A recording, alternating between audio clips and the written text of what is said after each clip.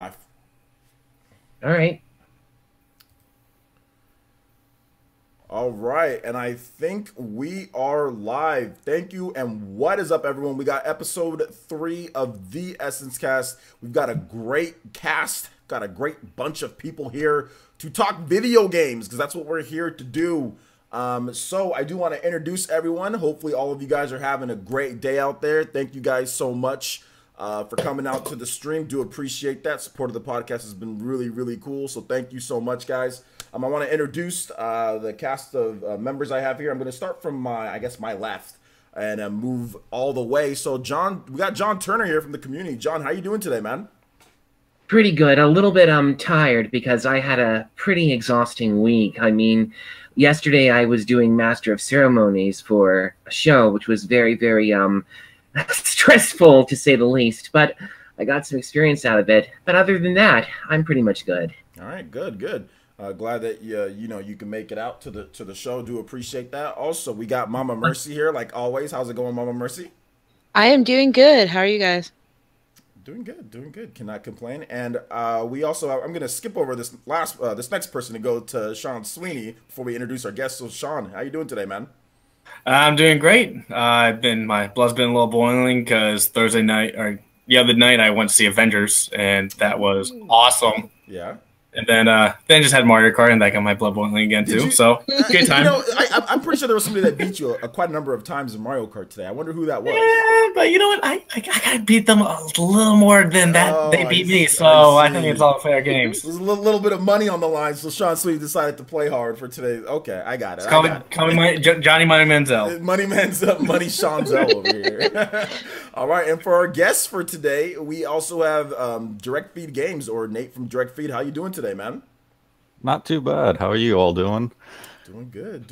We're gonna have Direct Feed, or Nate. We're gonna have him here because we have one topic where I think everyone's been wanting to talk about this, right? And we're talking about Digital Foundry and in terms of their influence on things. And I think my opinion probably changed, I would say, even a little bit more than it was, and I'll let you guys know that because of something that you guys got me. I got a PS4 Pro, and all of a sudden Digital Foundry seems a lot better than they were before, in my opinion, based on what I got. But at the same time, I mean, there's some stuff that we're going to talk about when it comes to them. No hate, obviously, we're not hating them. The guys, they're really cool. I think they're all really cool people. They seem like fine people over there. But we're going to talk about that and their influencing, how it can really swing things in the gaming industry. We also have some E3 talk. We're going to be discussing a lot of different stuff here, guys. So let's go ahead and get into the first topic here. And we are starting off. Let me just make sure that I have the right one here. I want to make sure we get everything. Okay, so E3 is coming up like very fast here, guys. We're gonna blow through May. It is going to be super quick. We're gonna go through May just because. Here's the thing, guys. Like, there's a ton of games coming out in May. Like, there is just a ton of games coming out in May, and so we're gonna get through that really quickly. So we're already gonna start E3 talk because we're pretty much already in May. So most anticipated E3 games. I wanted to start off with that, and then we'll get into some surprises. So we'll start off with our guest here, Nate. What is your most anticipated of games that we do know are going to be at E3, or have at least been heavily rumored to be, for E3? What are you thinking is going to be there, or your most anticipated, more like it? I think my most anticipated right now is Super Smash Brothers for Switch, because you still have the people who believe it's going to be a port. And I mean, that's literal nonsense. They're not going to host a tournament and all this stuff for a port. Are you sure? So I'm anticipated to see that. Yes, I'm positive. Are you sure? Are you sure it's just not a port with like a couple extra levels? I'm pretty sure that's what it is. Sakurai. Nah, I'm pretty sure. New game, probably based on, be based on the Wii U engine. Probably similar to like Splatoon 2. It's, still probably based on Splatoon engine and whatnot. But I mean, new characters, new stages. I want to see. I mean, they really have to go into E3, sell the game as that brand new concept, and just show this is why you're buying a Switch this year, alongside with like Pokemon. Yeah, definitely. Okay, so is there another game that you have maybe that you're super anticipated about, or like maybe one more game that you can kind of bring up? Actually, from Sony and Microsoft, there really isn't much I'm anticipating from them, only because I mean, Microsoft is in this odd transitional period where there's really nothing they can do at E3 to make anyone care about the Xbox One at this point. And then the PlayStation 4 we just got God of War. Yeah. I guess I guess I would say Spider-Man at E3, but we've already seen Spider-Man a few times, so it's just going to be more of like, E3? Is that Spider-Man's fourth E3 or third E3? I think it's third. Third E3. Yeah, I know it's definitely more than 2. So yeah, so we've seen the game a lot. It would just be, the final hurrah at E3 for Spider-Man. Be like, okay, cool. But what else are we gonna see? Days Gone for like the 8th time. Yeah, that game got delayed too. So yeah, man. All right, well, let's go ahead and move on to Mama Mercy. Mama Mercy, most anticipated game for E3, a game or two, I guess. I am ready for more info on Bayonetta 3. Okay. Oh yeah. I'm really looking forward to what that game's going to bring. Although Bayonetta 3 might not be there. Why do you got to crush my hope and dreams? Well, I mean, just based on what Nintendo... I mean, some people are bringing up based on what Nintendo has said. They said that they're focusing on games for 2018. And they said that last year too. Yeah, exactly. I'm not sitting here and saying that Nintendo is not going to do something like where they do that. Nintendo always does that. But I'm just saying, like, that's what some people have brought up about that. Bayonetta 3 is to be decided. It doesn't have a solid 2018 release date. So I don't want to crush your dreams. I'm just saying, just putting it out there, just putting it out there. Then I guess my next biggest one would be Pokemon. If we're just talking Nintendo, that more likely will come out this year. I mean, they're trying to push that 20 million. Pokemon Smash Brothers are going to do it. Well, yeah, we're going to talk about that too in terms of most anticipated at E3, or like what is Nintendo going to do to get to that 20 million? Because that's a big thing, right? People have been talking about that. Like, there's still like these people that are saying, "Oh, Nintendo, how are they going to sell 20 million? They sold us nothing in the first half." So yeah, there's still that. So, is there another game? Maybe you said you already gave us 2. So Pokemon. Well, you blew my Bayonetta one, so I had to pick something else. But my other big game that has nothing to do with Nintendo is Kingdom Hearts 3. Okay. Yeah, if that game shows up at all, it can be anything. It doesn't have to be Nintendo. So it can be. I know. It can be. Yeah, it but can be anything. Nintendo is my main platform right now. Yeah. Okay. Cool. Sounds good. John, what about you, man? Well, honestly, my most anticipated game isn't necessarily any one of those titles. I'm personally looking forward to seeing more of Ys 8, because as somebody who once played Wonders from Ys 3 on the Super Nintendo and really enjoyed it a lot, I am beyond psyched and surprised even that they're even bringing this title to Switch at all. And frankly, I'm looking forward to seeing how they're going to handle the transition from the PlayStation 4 version to the Switch version. So even though my selection might be a bit of an odd choice, I am very much looking forward to seeing that one. Yeah, man, I need to get a better CPU to handle this situation that we're doing right now. That's why my CPU's kind of burning up right now, and I need to get a better CPU. But anyway, all right, so that sounds good. Ys 8, definitely going to be a really good game. That's going to come out after E3. So guys, E3 starts on pretty much June 11th. That would probably pretty say when E3 starts. I think the expo floor opens up on the 12th. Yeah. Well, the 12th, or is it the 11th? Tuesday? I think it opens up on a Tuesday. The 11th is Nintendo's. Yeah. So yeah, I think it opens up. The 12th. The 12th is a Tuesday. Yeah, the 12th is the Tuesday, so it opens up on the 12th. We get the Nintendo's digital presentation thingy. That's going to be at 9 a.m. PT. We're going to have complete and hype coverage, guys. So make sure you lock it in. Last year was my test run for staying home from E3 because I usually go to E3, but I was like, I'm not going this year. Or last year, I was like, I'm not going. Like, it's a waste of time, and that was the best decision I made. You guys had so much fun. We got to stream everything, so yeah, look forward to more coverage on that. So, Sean, you have your most anticipated game, and then maybe like a 1A game that you're looking forward to. Yeah, I definitely am looking forward to Fire Emblem because, well, I would say Smash, but we've already seen an HD Smash Brothers on the Wii U, but we haven't seen an HD Fire Emblem. And this would be my first Fire Emblem game to play. Don't kill me, OJ. So I'm really looking forward to seeing that. Put away my knife? Okay. Let me put that away real quick. Wait, I see your shadow clone coming your way. I know. I'm like, it's coming for you, man. Don't worry. You'll be there. Yeah, so definitely Fire Emblem. I'm anxious to see what they come up with that. I would say Pokemon, but I don't think Pokemon is going to have a big presence at E3. Only because if it would, they probably would have that as the main focus instead of Smash Brothers. Because what is going to be more hype at E3 than Pokemon? Like, nothing against Smash Brothers, but they've had Smash Brothers centralized E3 a couple years ago, and I think, but a Pokemon like themed like floor for Nintendo would be pretty big. And since I don't think they're doing that, I'm not sure if the Pokemon company's going to do their own thing like they did last year. It just depends. I mean, when I went there at E3 20, what was it? 20. When I went there E3 2014, it was like a mix between all the different games. I mean, it was kind of Smash Brothers themed, but they had just Nintendo characters all over the place, So I think it was a little bit of a mix of everything, And overall, it was great though because they had a ton of Hyrule Warriors setups too. So it was just as much Hyrule Warriors almost as Smash. I mean, Hyrule Warriors only had a few less setups than Smash Brothers. I mean, Smash was the focus, but they still had a ton of. I mean, there was a lot of heavy hitters there. Bayonetta 2 was there. Smash Brothers was there. Hyrule Warriors was there. People were in line. I mean, dude, there were fat lines almost going into Sony's booth to play Hyrule Warriors, and there were a ton of them. Like people were having a blast with that game.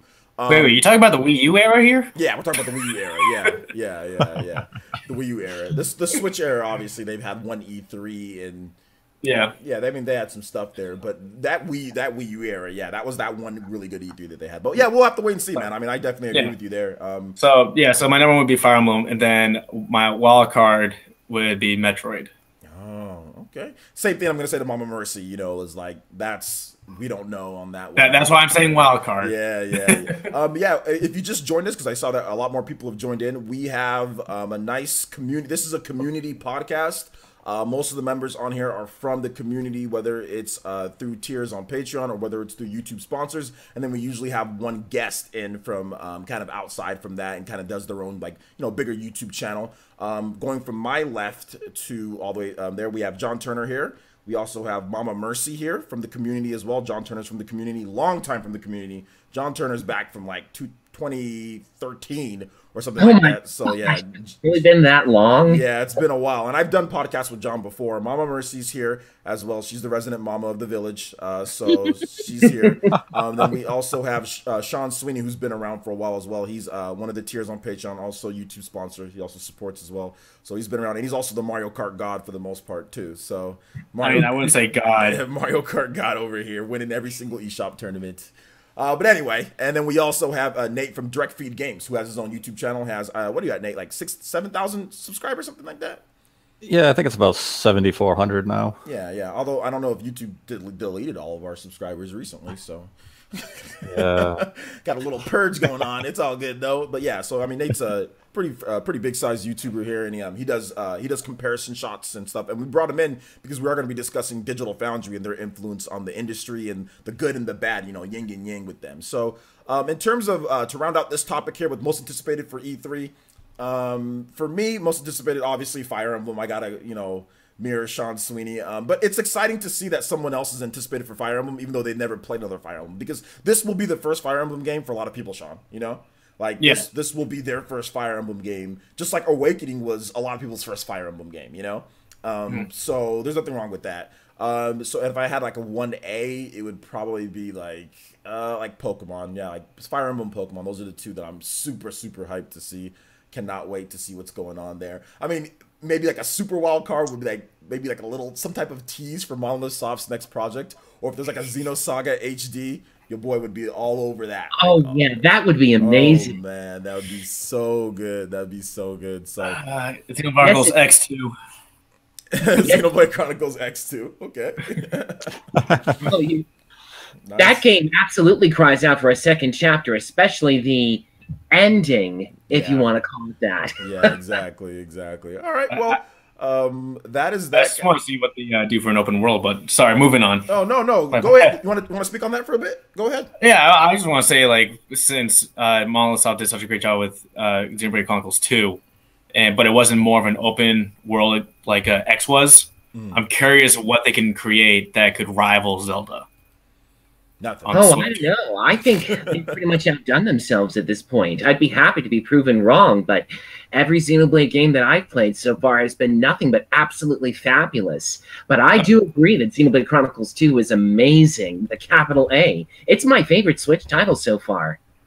That's for sure. All right, all right. So we are going to move on to a little bit more of kind of like a dual topic here, guys. So, do you guys see any big surprises or big third-party games for the Nintendo Switch? What is your prediction? So we'll kind of start off with our guest here, Nate. Do you have any predictions or what you think is going to be there, whether you know or not? Just kind of whatever, kind of throw out there. What is like your big prediction for the for the Switch that you feel is going to happen that you don't know, but the big prediction? So obviously I want to protect kind of anything that you do know. So give me something that you don't know but you think is going to be there. Let me word that correctly. I know that was a lot, but you understand what I'm saying, right, Nate? Yeah. Okay.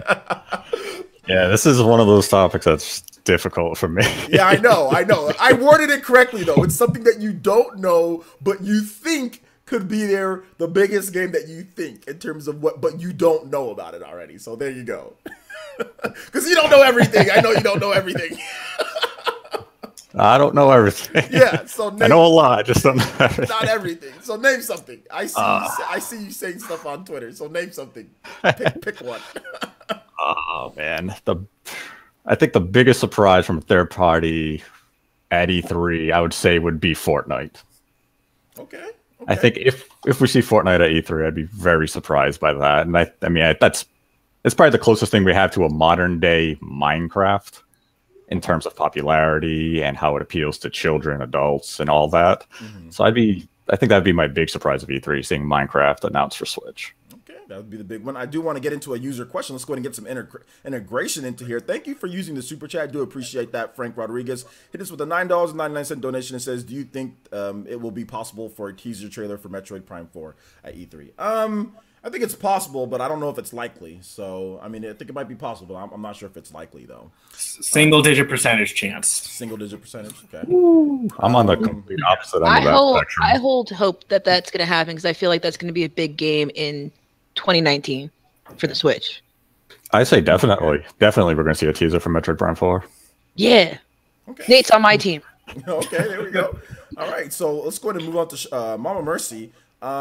Any big what is your prediction for the biggest third-party game that you think is going to happen? Not just the biggest third-party game in the industry, but like a big third-party game that you think will be announced for the Switch at this year's E3.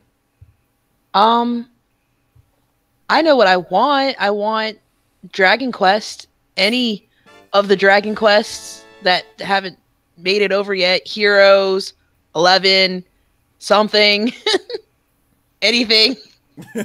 Okay. Or Builders 2. So Dragon Quest Builders 2 is already confirmed for the Switch. I want a release date. I want it this year. Yeah, okay. Well, we'll see about that. We'll see. I know that's probably like hoping on a faraway star, but that would be nice. I don't know if it's hope. I mean, obviously, like Tokyo Game Show would probably be like a more of a target for that type of game, But we'll have to wait and see. You never know. You never know. So yeah, we'll definitely see. And thanks you for the donations, guys. We'll definitely read off your comments. I want to get through with Mr. Sean Sweeney here next. Is there a big anticipated third-party game? And then we'll get off you guys' comments when it comes to the super chat, though. Thank you guys, though. I appreciate that. Sean, big third-party game that you think is coming? I want to say the Kingdom Hearts 1 and 2 collection. Oh, yeah. I think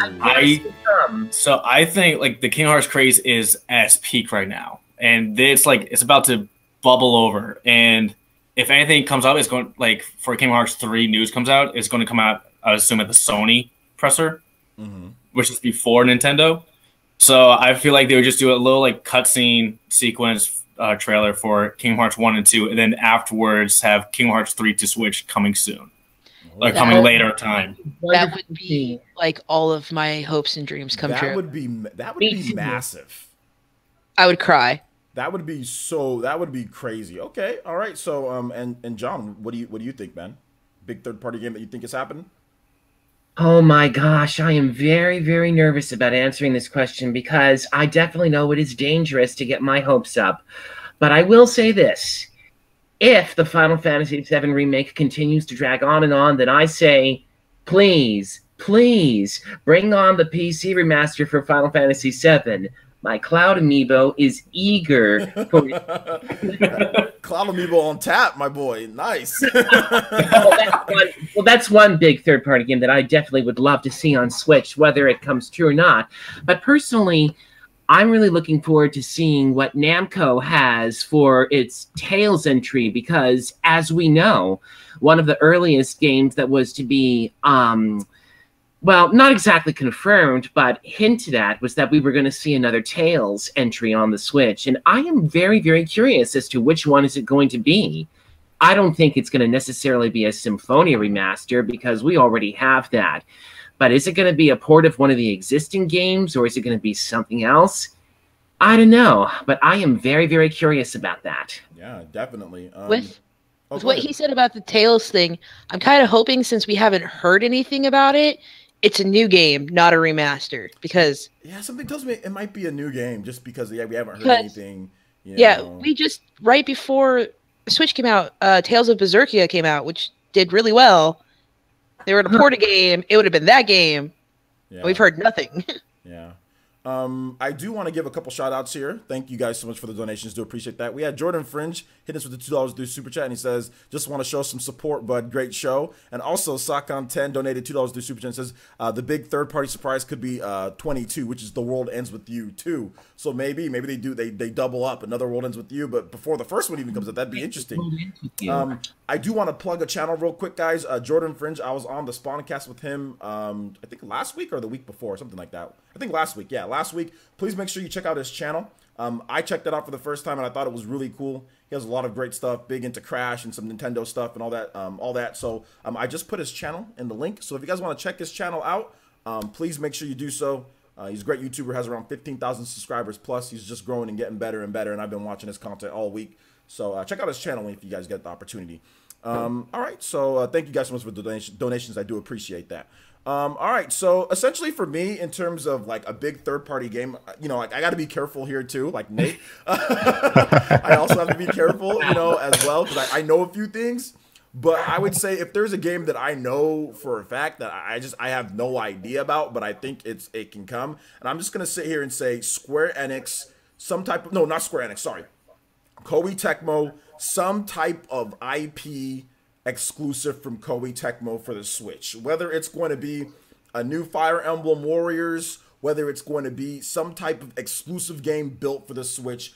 And the reason why I'm saying this is because of the confidence that Koei Tecmo has had. I mean, they're selling, like, without the Switch, Koei Tecmo would not be making anywhere near as much money as they've been making, because Fire Emblem Warriors actually outsold Dynasty Warriors 9.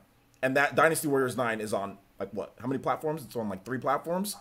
Mm-hmm. So the fact that Attack on Titan 2 has also seen success on Switch as well, from what I've seen. Exactly. Attack on Titan 2 sold over 500,000 units. I don't know what the breakdown is with Switch, but in Japan it paced well with the PS4 version. The PS4 version is above it a bit, but it still paced well, and it sold more than the Vita version. So I'm going to say that Koei Tecmo brings out an exclusive for the Switch, similar to like Project Octopath, not in how it looks, but that type of deal, right? Like you have, Nintendo, the company working on something, or like Dissidia, Final Fantasy NT, how they work that out with Koei Tecmo, Square Enix, and Sony. It's going to be an exclusive for Nintendo from Koei Tecmo. So I'm banking on one big exclusive from Koei Tecmo. That's going to be just for the Switch, nothing else, just for the Switch. So that's what I would say. I don't know what it's going to be. I don't know if it's going to be an IP from there, whether it's going to be Fire Emblem Warriors 2. Maybe they announce that. I mean, you never know. Or a big expansion. I don't know what they're going to do. But I think something's definitely going to happen there. Something's definitely going to happen.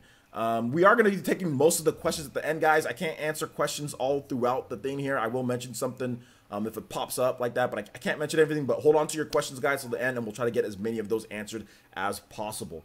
All right. So I think I think I got everybody when it comes to big third party in terms of E3. Now we are going to move on to Digital Foundry. We're going to talk about that, and we're just humming along with this podcast here. So we brought in Nate to talk about this because Nate is, I would say, somewhat of like a pseudo. I mean, you do comparisons, So yeah, you do a lot of comparisons. Obviously, you don't do frame rate, but I mean, you see and like you give your opinion on that. And you can usually answer any frame rate questions people have. Whether it's moving at this or this. I remember you came out and said, like, when people said that Resident Evil Revelations 2 on the Switch was just 30 frames per second, you're like, no, it's not just 30 frames, I'm pretty sure you said it was uncapped, right? Yes. Yeah, okay. So, and that was before Digital Foundry did their analysis on everything. So, Nate will be able to tell you guys, okay, no, the frame rate's not 30 locked. It's uncapped. It can run high. Like he will be able to tell you stuff. He can probably tell you resolution and stuff even without having all those gizmos and stuff hooked in because he does so much comparison. So that's the reason why I wanted to bring Nate in to talk about this, which is Digital Foundry. Which Digital Foundry, like I said, this is no shots at them. I don't want anybody running over to Digital Foundry's people on Twitter and saying, you know, Player Essence is taking shots at Digital Foundry. Okay, because people did that. Yeah, because people did that when I did the whole Wolfenstein video where I said, oh well, Digital Foundry is just going to get their hands on it. People went and ran over to them and started saying stuff, and that's not the case. That's not the case. This is what I'm trying to say here. It seems to me like people take Digital Foundry. This is just my opinion, and then we'll get to what Nate has to say on it. My opinion is that Digital Foundry, not them themselves, but a lot of the users take what they say as gospel for everything, and it can sometimes just ruin, like, just like when you first see the game. People will have their own opinions influenced by numbers, influenced by Digital Foundry saying something after the fact. So they can see a game and they're like, oh, that looks good. And then Digital Foundry will give their analysis on something and they'll change their mind based on what Digital Foundry is instead of just looking at the game and seeing what they see. You know what I'm saying? So that's my opinion. Now, Nate, what do you think about this in terms of the good and bad with Digital Foundry? Because I know you wanted to speak on this, so you definitely have the floor here, man. Yeah, I mean, like you said, this definitely isn't a discussion of attacking Digital Foundry, what they do, what they present. It's really more of a discussion of what the fan base does with the information that Digital Foundry provides. And what we see all the time is that someone will be fine with, I'll say, like the Doom port for Switch. They'll say, oh, it looks great in those videos. It looks nice and smooth. Then Digital Foundries comes out with their video. Oh, it's 640p. It runs at 28 frames a second. And those same people who are praising it are all of a sudden saying, oh, this port's a piece of junk. Mm-hmm. And you were fine until somebody gave you a technical analysis of it. And all of a sudden your opinion went from, this is great to, never mind, this is trash. And that's my issue with Digital Foundry analysis, is that you see people all of a sudden change their opinions to like just extremes. Mm-hmm. And that's where it's damaging, is that people will look at it and say, oh, well, Digital Foundry said this about the frame rate and the resolution, so now I have no interest in the game. Well, if it's a Switch port and you want the best version of a third-party game, whether it's Doom, Wolfenstein, then get yourself a high-end PC. Mm-hmm. It's as simple as that. You don't need a PS4 or a PlayStation 4 Pro or an X. The PC version is always going to perform better. It's always going to look better. So it just comes down to, I don't really understand what people are like, why they're using this information to spin a negative campaign against a version that you know is already going to be lesser than the other versions out there. You know the Switch isn't going to compare to the PlayStation 4 version. But all I want to see from a Digital Foundry analysis, or how my takeaway is, okay, I can look at the video. Yeah, it doesn't compete resolution-wise or frame rate-wise, but it looks like a good port. It's performing well. It looks like something I can play. And that's what people should be taking away from it, instead of just these figures and numbers and saying, oh, I can't have fun with a 30 FPS first-person shooter. It has to be 60 frames a second. Like, no, you can play it at 30 frames a second and have fun. Stop, nitpicking over these little technical numbers. They don't dictate the amount of entertainment or joy you will have while playing the game. I've played Doom on Switch for 30 hours. I don't care that it's 27 frames a second and 540p in handheld mode. I'm having fun with it. That's what's important. Mm-hmm. So your opinion's kind of like mine a little bit. It's like people will flip-flop, based on what Digital Foundry says. I also want to, before we move on to some of the other guest members we have here, I want to say we do have Sean Sweeney here from the Player Essence community. We also have Mama Mercy here from the Player Essence community, and Jon Turner here, and our guest is Nate from Direct Feed Games as well. So that's the cast. If you just joined in, because I know we have 170 people watching now, so thank you guys for joining us. We're on the topic, as you can see right above my head, Digital Foundry influence in terms of how they, how they operate and everything. I also wanted to say shout out to Leo Aguilar, who hit us with a $2 donation through Super Chat and says, I take Digital Foundry opinions as reference, not influence. So I think what both me and Nate are saying is like, that's how it should be. Just like, reference, like, okay, what do they say about certain things, but some people take it, they take it too far, like Nate said. So let's go ahead and get some other opinions on this. Sean, let's go ahead and start with you, man. How do you feel, does Digital Foundry factor into anything that you do when it comes to gaming? In determining if I want to play a game or not really.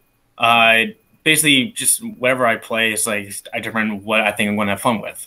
It's like I feel that this entire generation, where people have lost their minds over the resolution of games and the frame rate and all that stuff, and they just lost. Like, why do you play a game? Play the game, have fun. It's like, so when I think of a game, it's like, is the gameplay fun, and is the performance solid? And by that I mean, is it just like a steady frame rate, like, or is it stutter? Like, I can understand, like, when we saw with Rhyme on the Switch, how that stuttered pretty heavily, and that kind of detracted from people playing it, including myself. I actually was looking forward to play Rhyme on the Switch, but I saw how many issues it has. I decided not to get it. But other than that, I don't really care much what they say. I just feel like they're riding the coattails of how everyone is like, oh, graphics, and just everything else. So, but yeah, they don't influence me too much on it. Real quick, guys, you guys are gonna hear the people that are watching. You guys are gonna hear audio sound here. So there you go. I'm hearing that. Some people are saying that my audio is a bit low, so I want to make sure that I get that fixed before we proceed here. My mic is at 100, so I don't know how else I can boost my audio more than what it is. Very odd. Yeah, it's very odd. I thought everything was good. Can you guys hear me good? Yeah, I hear you great. Okay. Yeah, I have no problem too. Okay. All right. So it looks like everyone can hear me good. So I'm sorry if it's too low, Wound Up Penguin. I'm not really sure what to do. Everything's boosted to the max in terms of my audio. So there's nothing much more I can do. But sorry, maybe I'll try to get a little bit closer or speak more into the mic. But yeah, sorry about that. But either way, we're gonna go ahead and move on here. In terms of that, also, let's see here. I want to make sure that we get everything. So we talked to Sweeney. You got your opinion on that. How about you, Mama Mercy? How do you feel about this?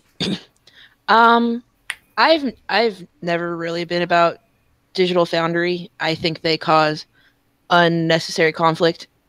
Like Sean said, like, especially Nate, like, you know, they cause stuff where everybody knows that Switch's Doom isn't going to be quite as great as PlayStation 4's Doom, but I'm buying Doom on the Switch because I could take it places and I can go places with it, and the graphics really don't matter to me. And I think that, like Sean said, people are Digital Foundry's riding on the graphics hype, but we've had a lot of really nice graphic games that were horrible, and then we have games like Stardew Valley that are not the prettiest game to look at, but people will play 15 hours of that game, no problem. They're like, I started this for an hour, it's the next day. Like, I don't know what happened. Almost 1 million on Switch by itself. Yeah. My girlfriend alone has 100 hours in that game, so. Yeah, and the other big thing is I feel like sometimes they judge things that don't matter. Like when Dragon Quest Builders came out on the Switch, they were like, look how much more pixelated it is, at magnifying it 200% than it is on the PlayStation. I'm like nobody can magnify that. You guys can because you have the technology, but I can't tell the difference in the normal screen. That's pretty dumb, in my opinion. Yeah. So what's your take then, John? Personally, as far as my views on Digital Foundry goes, I pretty much decide on what I want to play based on whether something that I'm interested in is well worth playing or not. I mean, like, if we're going to talk about whether graphics make a game, the answer is not always, because you can have a game that has the most amazing graphics in the world, but if the gameplay is not on par with it, then of course it's not going to be a particularly good game. Now, to bring another example into the mix, Octopath Traveler. I mean, sure, you can hold that game against some of the more technologically sophisticated games, but here's the thing. One play of that demo and I was completely hooked. It's a really terrific game. But I think the graphics in that game are actually really, really good, though.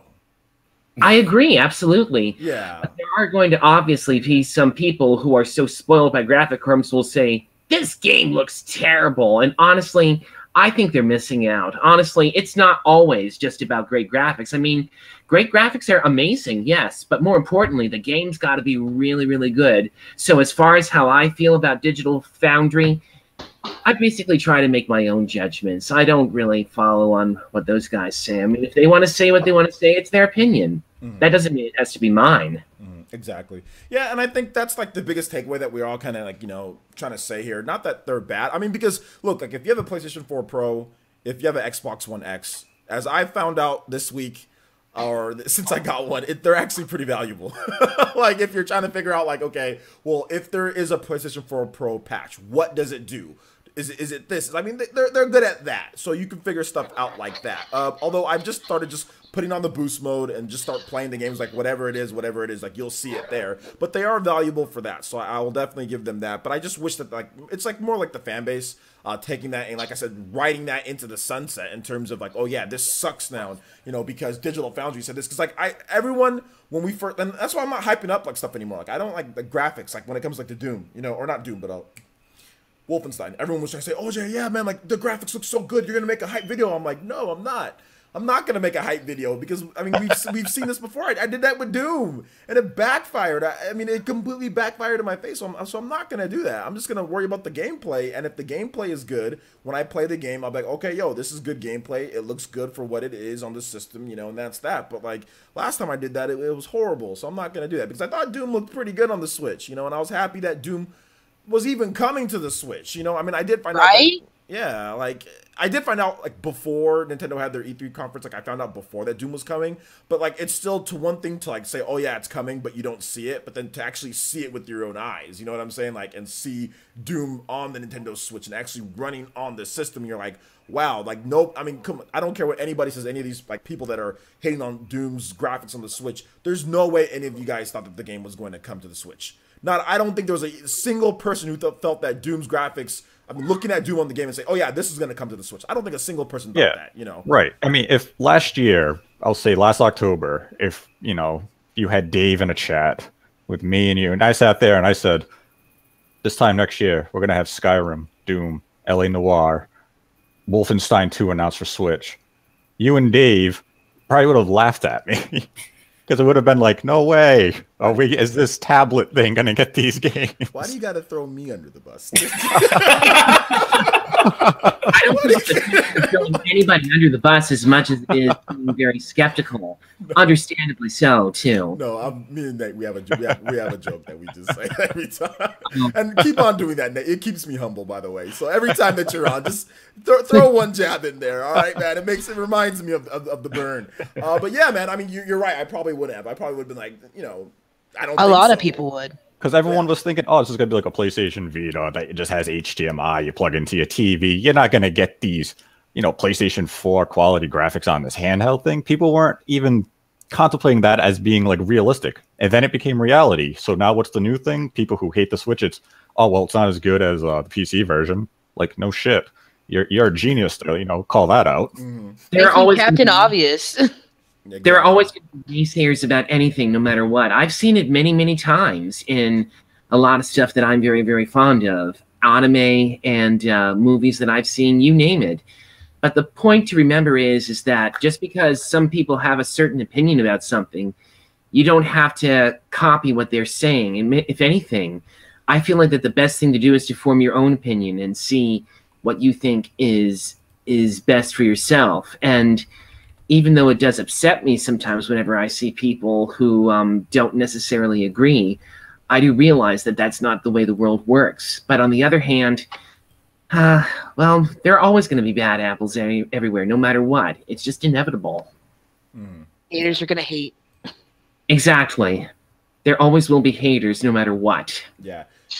I mean, I agree. It's just one of those things to where it happens, right, guys? Like, it happens. It's unavoidable. But at the same time, I think that more and more people are coming around. Like, more and more. I mean, if you look at, I know it's not like direct one-to-one, but if you look at the sales of the Switch, I mean, obviously, I don't think people are caring too much, right? I think people are just excited that there's games coming and there's excitement around the system in the first place. Like, there's more excitement around the Switch than there is with the Xbox One, and to a degree, even the PlayStation 4 when it comes to certain things. Everyone is saying, okay, yeah, PlayStation 4, you know, or Xbox One or PC, but everyone's saying, what is Switch going to have? Like, what's going to happen? It's the most interesting system every single time you talk about discussions. It's always the most interesting system because you never know what they're going to bring, you know? And I think we're still trying to figure out how technically advanced the Switch can actually be, because we haven't had a system that you can take with you where I was literally playing Doom on an airplane. Who does that other than people that have a Switch? Like, yeah, sure, you can bring a gaming laptop, but that tiny little space that you have on a plane, please. But still, like, I think as time moves on and developers have a better way or better knowledge of how to develop for the Switch, games are going to just look better and better. We even see that with games out now. For example, with Rocket League, where they had that patch that came out like a month ago where they included better. Yeah, even like they added the quality mode. So it's like you choose between quality or performance. Like, even just the regular performance mode had a better resolution boost. And I think we're going to see that moving forward more often as developers get more comfortable with the with the system, you know. Yeah, exactly. And another thing I'd like to point out is that anytime any development team announces a game, if it's not like an exclusive, first question out of anybody's mouth, is it coming to the Switch? Yeah. First question. Yeah. That question at one point, you know, it was. The good thing about Switch selling is that we can bring that question up, right? When it was with Wii U, it was like, this isn't coming to Wii U, and that was pretty much that. You know what I'm saying? That era, that was terrible. There was not even a question. It was just like, no, this isn't. It wasn't. Is it coming to Switch? It was. This isn't coming to Wii U. That was just the definitive answer. Even when it made sense, developers were still like said no. So I mean, I like the shift. I like the paradigm shift. I like how it shifted over. You know, from that to that. So shout outs to my boy Avidin hitting us with the $5 shimmy. Thank you so much, man. Do appreciate that. Thank you for the $5, Avidin. Make sure you guys check out my boy Avidin's channel as well. We had him on last week, and he does some great stuff, some news. He also does some Let's Plays, live streams. So fantastic channel. Get this man up to get to 1K. Trying to hit 500 first, so let's get him to 500, then get him up to Avidin Smith. Just look up Avidin Smith on the YouTube. So thank you so much, Avidin. Do appreciate the $5 donation, homie. So yeah, I mean, the coolest thing for me is the fact that we can have that discussion, right? We can get South Park, you know, like South Park didn't come to the Wii U, you know, like we can get Ys never came to the Wii U. Like we can get stuff like Dragon Quest Builders. Like I remember when Dragon Quest Builders came out I was like, okay, well, what about Wii U? You know, like, you know, that was yeah, like I was like, what about, okay, oh, so no Dragon Quest Builders for the Wii U. You know what I'm saying? Like we weren't even getting this, like, if you're gonna call them second tier or whatever you want to call them, we weren't even getting the AA games. You know, we weren't even getting, some of the indie games weren't even coming over.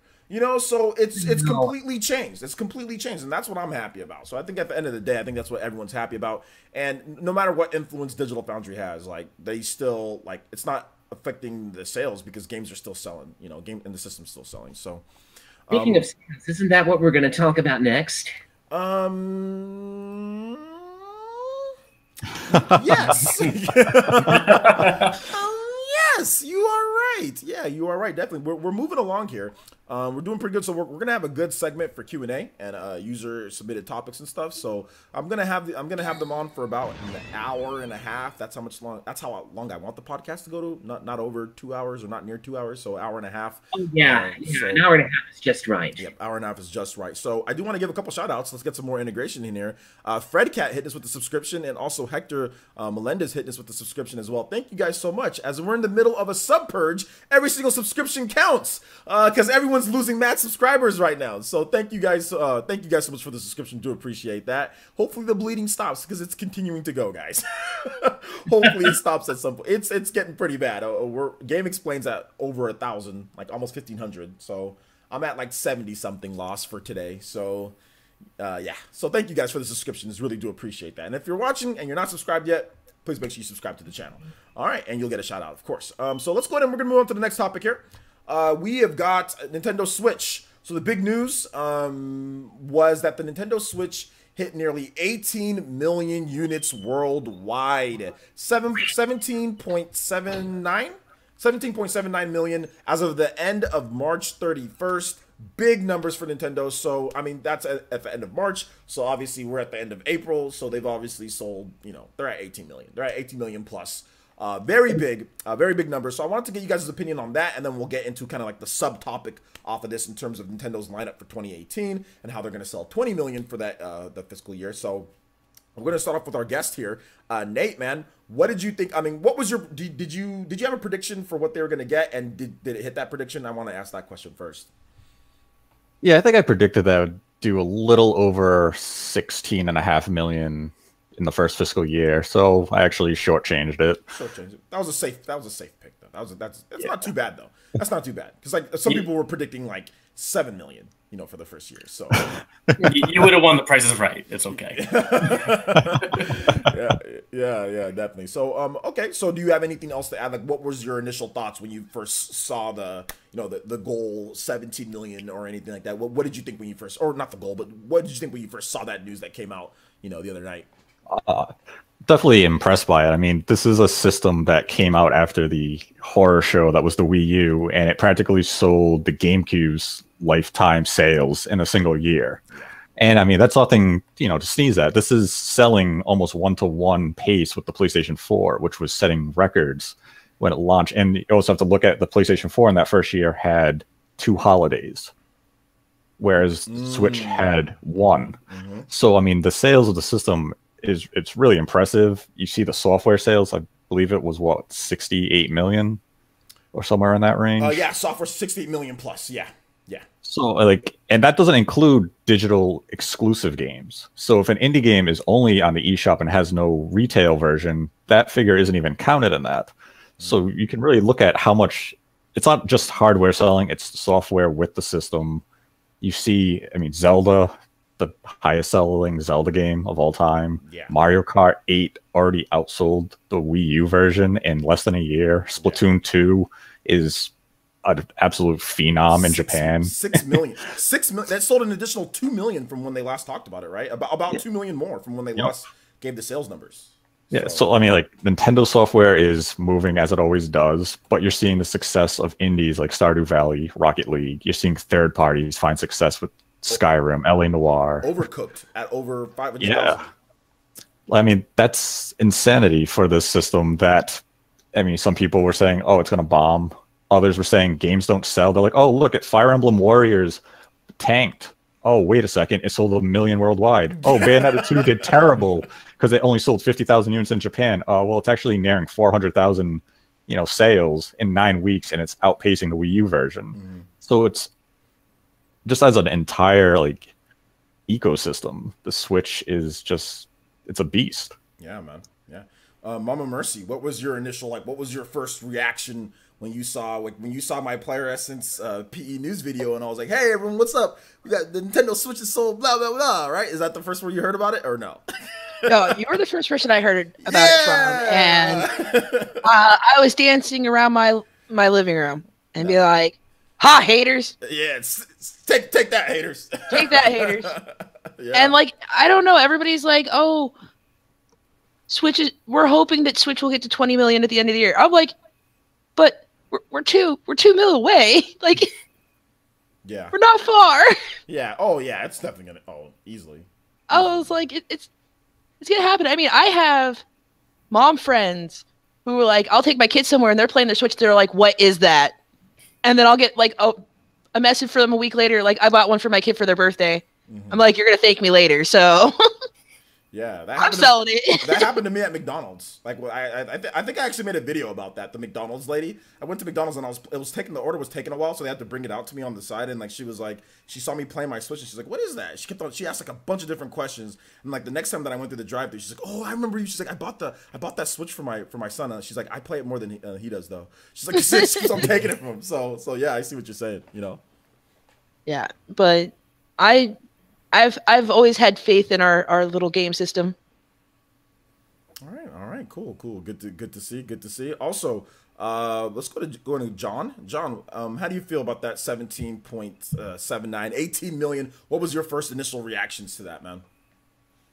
Well, as somebody who was very, very demoralized after the failure of Wii U, I honestly didn't really believe that Switch was really going to find such a huge success. But after seeing it happen, I gotta say, thank God I was proven wrong about that. But at the same time, I was like, why was I so foolish to doubt Nintendo about that? So honestly, I have to admit that I have to own up to my own skepticism about it, because given how much bad vibes the Wii U had during its last for its whole lifetime, as a matter of fact, I honestly never really believed that Nintendo could really make a quick turnaround.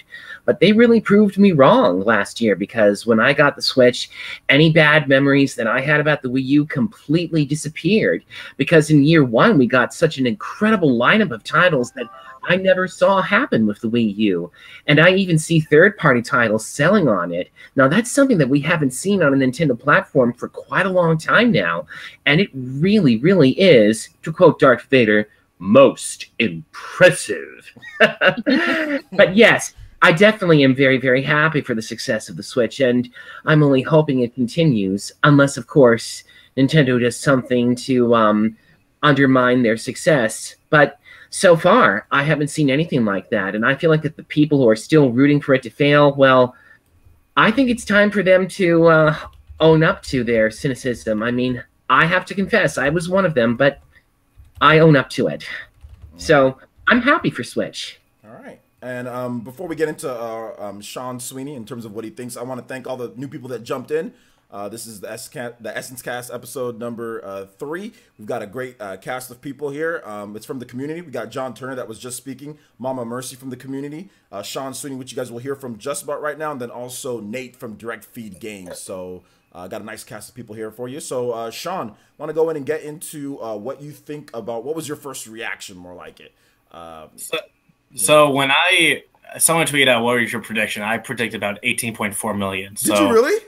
Yeah. Oh, wow. You were like... I can probably pull it out. I think it was a Spawnway tweet. What's your prediction? I was like, 18.4 million. Almost. Oh, okay. In the comment section over on John's podcast. No, it was on Twitter. He tweeted it out. It's like, what's your prediction? So I replied to it. Okay, cool. Yeah. But I think people forget that this is borderline selling like a handheld. Because, well, from my experience alone, like my girlfriend and I, we could have gone fine with just, I bought my own Switch. But it got to the point where I would pick her up at school and then drive to her parents' house. The second she would get in the car, she would look at me and go, Switch. It just wants to play. I was like, it's great. You're getting your own. I'm not sharing my Switch with you. Yeah. So we both have two. And that's what happened with my house. Yeah, like Mom Mercy example. Like, how many do you have in your house? 3. 4? You got 3, we right? have 4. Oh my god. Yeah. I have one. Kids has one. The kids have one, and then Bro Racha has one. Oh my gosh. Nintendo loves you guys.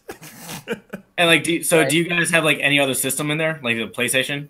We have one PlayStation 4. There you go. So one PlayStation to 4 Switches for our family. Yeah. So laptops. That's about it. Yeah.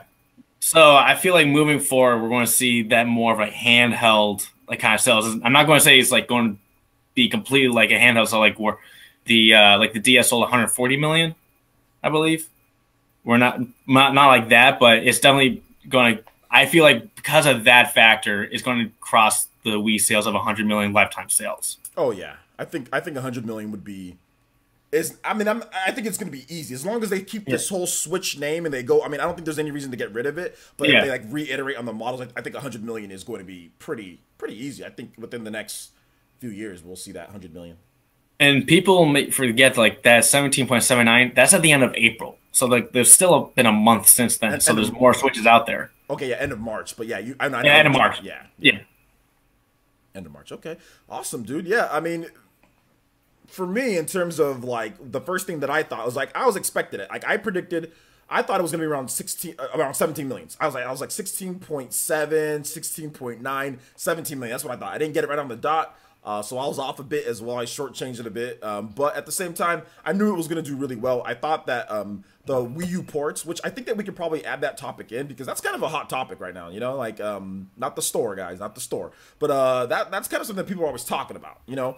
So maybe we'll add that in. But I felt that the Wii U ports that they were bringing over were going to give people confidence who didn't, which is all the people that didn't buy the Wii U. They want to play those games, but they're not buying a Wii U to play those games. You know what I'm saying? Like, they're not gonna run out there and buy a Wii U. So having Bayonetta 1 and 2 come out, having stuff like Dragon Quest Builders, having stuff like South Park, all of these games were going to help ensure momentum. People are like, okay, I can have a game that I can play. This is the type of stuff that Wii U did not get in the early months. You know what I'm saying? There'd always be droughts or delays or just some weird stuff happening. So that's what I felt like. People thought that sales would slow down. Like, oh, they're not going to hit like, you know, 15 million or 16 million or whatever the case was. Like, oh no, they're going to do that because people are going to pick up the Switch for all of the great games that came out during the first year and then also in the first quarter of the year. So I was happy. I was shocked.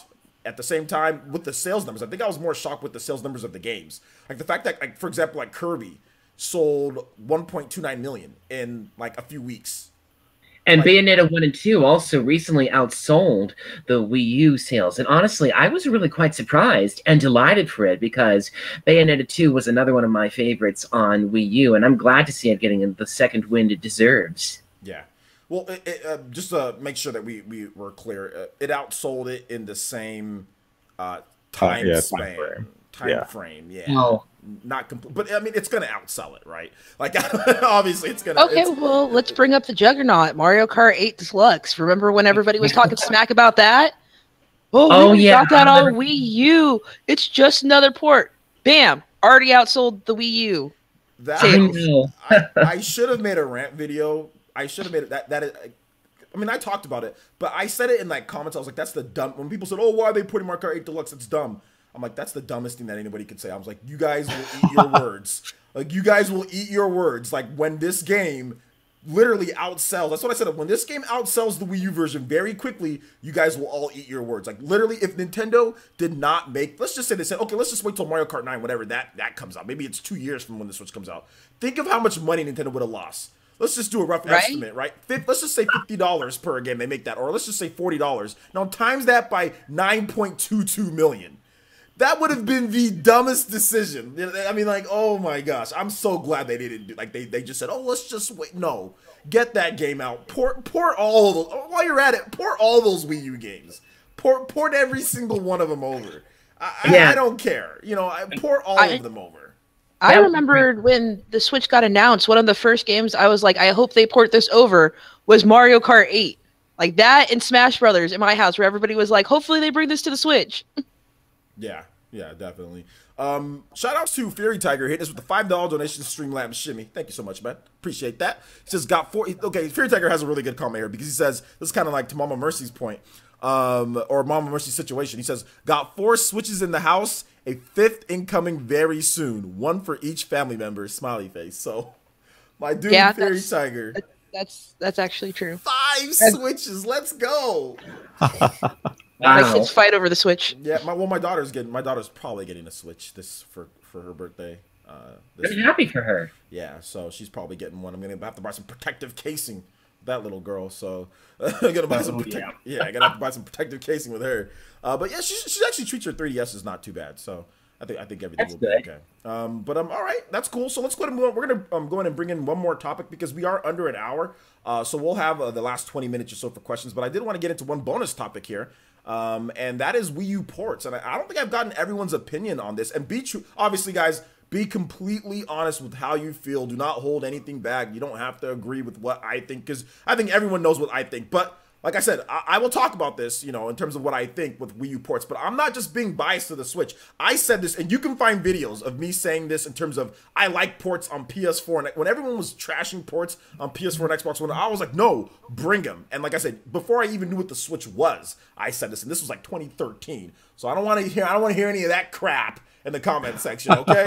Because your boy was buying ports on the PS4 and Xbox One before I even knew what a Switch was, okay? So let me and I actually even called it, I was like, Nintendo, they probably should have made more Wii ports on the Wii U early to help with the yes, with the droughts. They probably should have done it because there were like 3-4 months where there was just nothing, and they could have probably got teams to bring out some of those games, like a Donkey Kong Country Returns, maybe, or like a Pikmin or something like that, just to kind of help out, you know, like in between the big game droughts. So Nintendo didn't do any of that.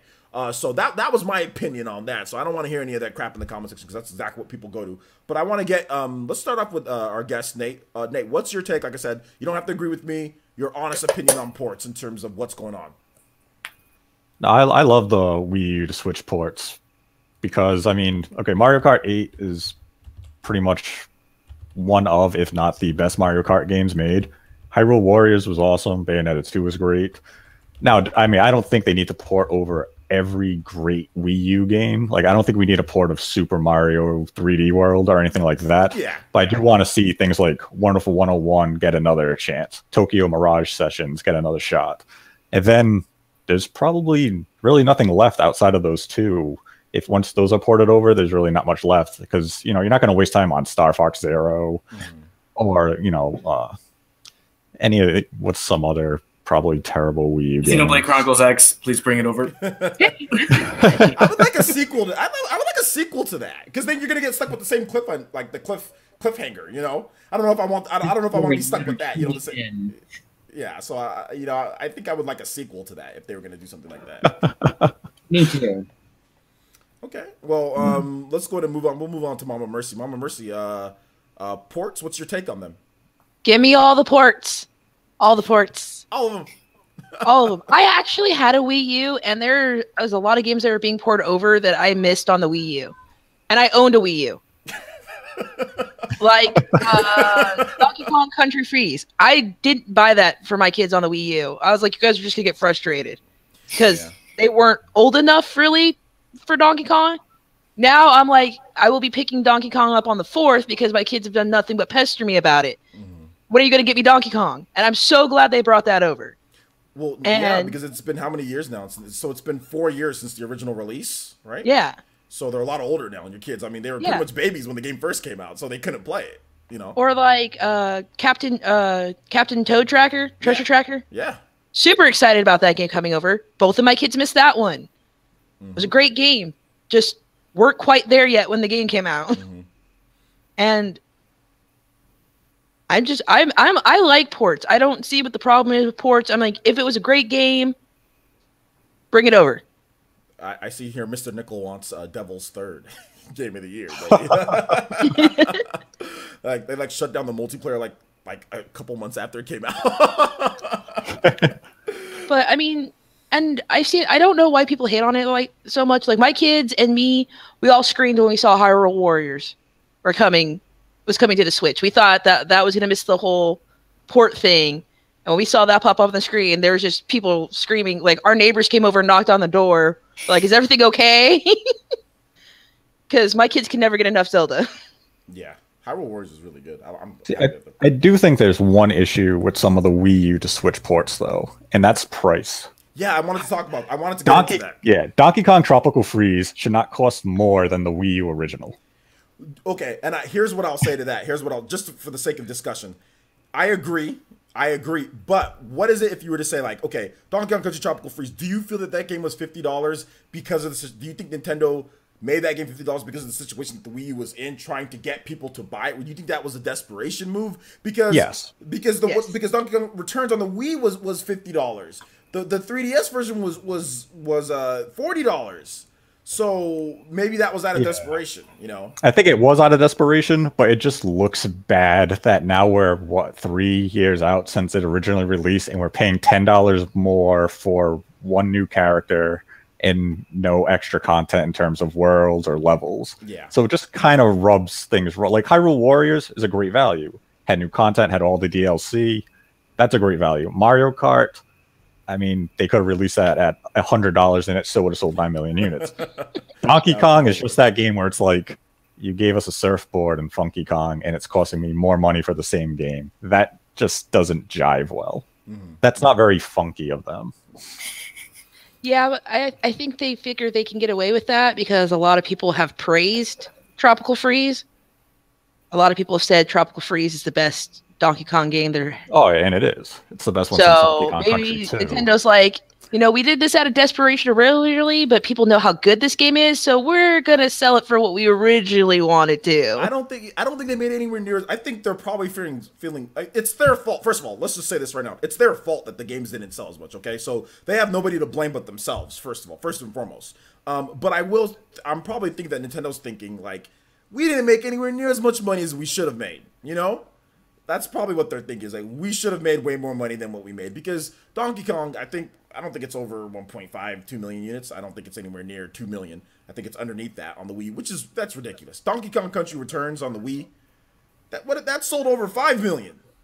Yeah. I think it was like 8 million or something. Yeah, that sold like crazy. I mean, if you count the 3DS version sold like 1 point something million. The 3DS version was a million seller. So if you combine those two, and Nintendo's looking at Donkey Kong Country Tropical Freeze, they made a better game. Donkey Kong Country Tropical Freeze I would say that it's much better than Returns. Like, it's not just better, it's much better than Returns. So they made a far better game, and they didn't make as much. I mean, like I said, that shouldn't be our problem, though. You know what I'm saying? Like, the cost shouldn't come to us on that. So I see both sides. You know what I'm saying? Like, I see what they're thinking, but I also see, as a consumer, I'm like, okay, I see what Nate's thinking as well. Like, no, it probably shouldn't be that price.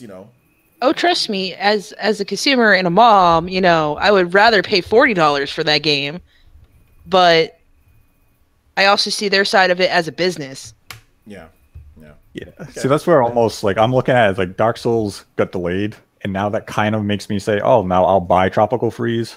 Whereas if the situation was still that Dark Souls was coming out, I would skip Tropical Freeze, because I'd rather have played Dark Souls on Switch than play Tropical Freeze for a second time at a new premium price. So it kind of works out. Saved by the frame rate issues. The frame rate issues, or whatever they had an issue with. So let's go ahead and move on to Sean Sweeney here. Sean, your thoughts? Wii U ports? Honest thoughts. You say it a lot in your videos. Let the market decide. And as we've seen with these ports, they're selling almost all of them are over 1 million sellers. Like, that alone should say, like, these ports are worth bringing over. And well, I think the only one that I have not had on the Wii U that I bought on the Switch was Pokken Tournament, and that's only because, one, I'm not big into fighting games. But thing is, there are more Switches out there in the wild than there are Wii U's. There are definitely people out there that have not played these games. So let them play, let the market decide. And as we're seeing so far, the market is saying they're worth it. They're worth bringing over. So who cares what other people say, really? Very logical take on it. Yeah, and that's what I've always said. Is like, I'm like, okay, there's no need to sit here and argue back and forth. If the market thinks that this is trash, they will reject it. Like, the Wii U, no matter how much Nintendo changed up the marketing, no matter what they did, people overall just felt this system isn't worth it. You know what I'm saying? So the market will always decide what happens. And then that's why I say the same thing like with the Wii. I'm like, okay, well, you can sit here and you can say the Wii was trash, but the market didn't think so. It doesn't matter if it was just, I don't know, old grandpas or whatever the case is, or. But didn't a lot of people give Capcom crap for charging so much for Ultra Street Fighter 2 on Switch, and it still went on to sell almost 500,000 units? It sold over half a million. It sold over half a million. Yeah, despite everyone saying this is $20 too much. Yeah, and we're almost getting this. And we're almost getting the same game with their Street Fighter collection coming out. That's going to be cheaper than what Street Fighter was originally at launch. Yeah, it is. I think it's cheaper. Are they both $39.99? No, I think this one. No, is it 30? Yeah, they're both $39. They're both $39. It just comes with 12 times the amount of games. Yeah, it just comes with way more games. way more games. And also with ports going back to like Mario Kart, for example, like at the time that came out, there was a little bit of a drought. Like I think it was just over a month where Nintendo wasn't releasing a game. So like bringing Mario Kart over, which was wasn't that the most popular game on the Wii U? Yeah, it was the best-selling game on the Wii U. Yeah, so you're bringing the most popular port over, and within the first half of the year, around the time where you identified that we are about to have a drought and we are avoiding that at all costs, it's definitely easier to port the best-selling Wii U game than to have another game in development for like X amount of years just for the Switch. Well, that's what happened with Wii U, man. We got launched, and then we didn't get a first-party game until Pikmin, which was June. So when the Wii U launched in November, we didn't get another first-party game from Nintendo all the way till June, or was it July? What a painfully long time to wait. Yeah, that was like a long time, dude. I know. That first year was so awful for Wii U. I'll never forget it. We did get Lego City. We got Lego City in March. So I mean, I guess you can kind of say, okay, well, there was that because I think Nintendo published that game. I know it was an exclusive for a while. So we did get Lego City, but that's still March. I mean, November, December, January, February, March. So that's still about 4 months, you know. And then we got Monster Hunter in March as well. So we did get those two. Monster Hunter came out at launch in Japan, but unless you knew Japanese, you weren't. And also, there was no region-free console. So unless you had a Japanese Wii U and you knew Japanese, you weren't getting Monster Hunter. So there was literally nothing all the way till then. And then even then, after that March, it was like months and months and months till we got Pikmin. So yeah, to Sean's point, like that's smart that they planned for that. You know what I'm saying? And then that led right into, I think that May we got a bunch of. Was it ARMS? Not ARMS. May, ARMS was June. May we got like Disgaea 5. May was Disgaea 5, Ultra Street Fighter. Yeah. Oh my gosh, we had so many that year. I can't. And Minecraft in May. So that was a good May. Everyone's like, oh, we got Minecraft, we got Disgaea, we got Street Fighter, and people bought all those games. Actually sold really well on the Switch. Disgaea outsold the PS4 version. So there you go. John, I think you're the last up here when it comes to this whole Wii U port situation. What's your thoughts on the prices of the ports and just your thoughts overall on them? Well, as somebody who doesn't really take double dipping into consideration unless I feel that the price is worth it, when I initially heard about these Wii U remasters, I was like, oh, you gotta be kidding me. I already have these games on Wii U. Why would I want to buy them again? But on the other hand, when I got Mario Kart 8 Deluxe last year and I started playing it with a lot of people on Player Essence, I realized, yeah, this is so much better. It's faster, it's far more responsive, and more importantly, it's just really kick-ass. I mean, I cannot name another system where you can which actually doubles as being something that you can play anywhere you want to or on the TV. It's really one of a kind, and if the costs for a game are pricey, well then, well, there's nothing we can really do about it. I mean, would I like it for it to be cheaper? Sure. But as long as it has enough agreeable content for it, then yeah, I'm all for more ports. Just as long as they're of actually good games. But I definitely agree that this solution has worked out very, very well because, as I mentioned, a lot of these Wii U games that have not done particularly well on their home system, even all the way up to the recent Bayonetta 1 and 2, seeing them getting more sales on the Switch, it's like, oh yeah, this is definitely it. So yeah, I definitely am all for Wii U ports. Just as long as they're from games that people actually want to play and not disappointing stuff like, like Paper Mario Color Splash. No way would I want a Switch port of that. So you're telling me that Amiibo Festival should not be ported over? Is that what you're telling me? Oh no, I don't think anybody would really want to play. I think I want Amiibo Festival. You really think so? Well, yeah. That's no. OJ, you want Star Fox Zero? Oh, are you sure? Well, if they want to put that game, at least use the motion control thing. I want Star Fox Zero. I want Star Fox Zero to where I can play normally. That's yeah. I'm on the side of the motion control, so at least gives the option for both. So. Yeah. Oh, yeah, the options for both would be great. The options. I mean, yeah. That's all I wanted with Wii U. Like Wii U. And technically, they kind of sort of had the option in there. But yeah, stuck playing co-op. Okay, but it was Miyamoto-ified, though. Yeah, I know, but all right. So what I'm saying is they did have the setting in there where you could play as Star Fox originally was, but it wasn't like it was first person. You didn't get the power ups, so they definitely can. It's not going to be as hard to implement that as, let's say, Skyward Sword, for sure. Yeah, I personally felt that the motion-only controls thing in Star Fox Zero was a mistake, because even though I tolerated it back then, when I played it again, I found it very, very difficult to really control the game. So I'm all for a Switch port of that, just as long as the controls are fixed. I don't want to see a Switch port of a game that is universally considered bad or terrible. I think they should port over Mario Tennis Ultra Smash. I think that might be a game that can do well on the Switch. What do you guys think? Yeah, but we have Aces coming out in a month. They should still port Mario Tennis Ultra Smash. I think I can't say I haven't played it. Unfortunately, every time John brings up don't port, I'm gonna say a game that Anytime he brings it up, I am going to bring up a game specific that. question for you. One of my kids wants me to ask you. Okay. Do you think we could get a Pikmin port? I don't think so. I don't think there's going to be any Pikmin ports, but I could be wrong. I think we're just going to drop Pikmin 4, you know. So that's fine. Yeah, but he really wanted Pikmin 3. He just wasn't at the level yet, so he's like, hopefully Pikmin will come to the Switch. And I'm like, I think that's going to be a new one, buddy. We have Hayden in the chat here. Shout out to Elite Ninja Hayden. He's like, Ultra, shut up.